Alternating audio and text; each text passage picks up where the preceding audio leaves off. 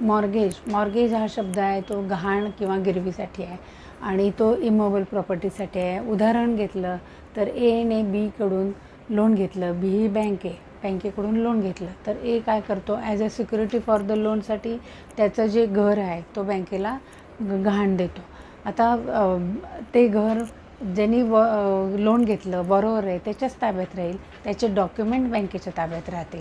म्हणजे हाऊसिंग लोनसाठी असं करतात. हा मेन पॉईंट काय आहे, इमोबल प्रॉपर्टीवर हे लोन घेतलं जातं.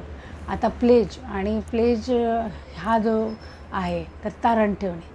तारण म्हणजे काय, लोन अमाऊंटसाठीच तारण ठेवली जाते.